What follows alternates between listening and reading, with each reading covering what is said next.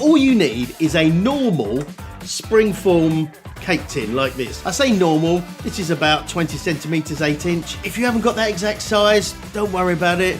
Obviously don't get one that's this big or one that's this big, but something around this size is going to do you. I always want to push the idea of not getting hung up on exact amounts of ingredients and exact sizes and things. It's approximate. Near enough is good enough. But with baking, that kind of goes out the window a little bit because it is exact quantities and proportions.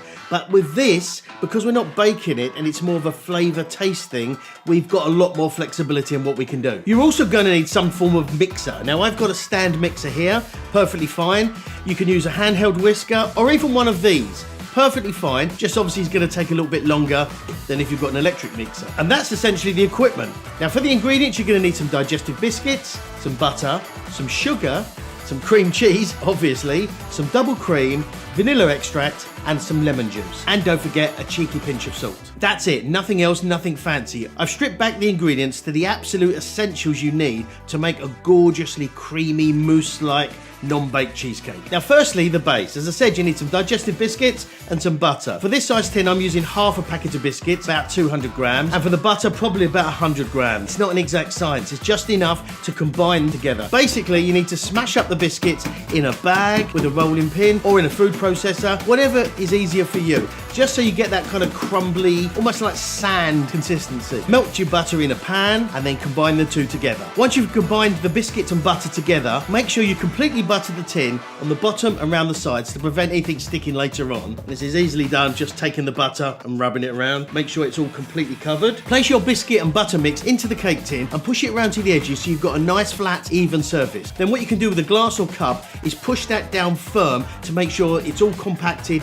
even and solid. Now place the base into the freezer to firm up. You could put it in the fridge, but the freezer does it a lot quicker. Now for the filling. I'm using 400 grams of cream cheese, 300 mils of double cream, and 60 grams of sugar. It's not a super exact ratio, but that's a good guide to start with. Place your cream cheese into a bowl and start to soften it by whisking it. To this, add your sugar, vanilla extract, and a bit of lemon juice. And don't forget to add a little pinch of salt. Once everything's incorporated, pour in the double cream and keep whisking on high until the mixture starts to really firm up. You don't want to keep whisking too much because you're going to end up with cheesy butter. But keep going until it starts to really firm up. Now take your cake tin with the base out of the freezer and pour your mixture into it, making sure you've got an even level layer. So all you need to do now is put the cake tin in the fridge for about a couple of hours till it's much firmer so you can actually cut a slice. And whilst that's chilling and firming up in the fridge, we can now improve something that really doesn't need improving. And that's some strawberry coulis to put over the top. It may sound a bit pretentious and over the top, but I guarantee the sharpness of the strawberries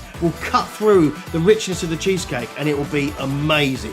Trust me, this takes it to the next level. Take some strawberries, cut the tops off and cut them in half. Place them in a saucepan, add some sugar, put the heat on low and keep stirring them. This will basically macerate them and get the juices flowing from the strawberries, and as the heat comes up, the whole thing will start to come together. Keep stirring, and then once you've got a lot of liquid, turn the heat up and simmer this for about 5 to 10 minutes until it starts to thicken and you've got this lovely syrupy sauce. At this point, take about a third of the mixture, place it in a blender and liquidize it so you've got a thick, smooth sauce, and then add that back to the pan. Now if you don't have a liquidizer, you can just get a sieve, take about a third of the mixture into the sieve and then push it through with the back of the spoon. That will kind of get you close enough, but don't worry if you can't do any of that. What you're making in the pan is absolutely gorgeous anyway. Let it cool whilst the cheesecake is firming in the fridge. After a couple of hours, or when the cheesecake is firm to touch, get it out of the fridge and then carefully unlock the cake tin and remove the top. Carefully slide the cheesecake off the bottom of the cake tin, and there you have it. One amazingly gorgeous non-baked cheesecake. And now it's time for you to enjoy your gorgeous creation.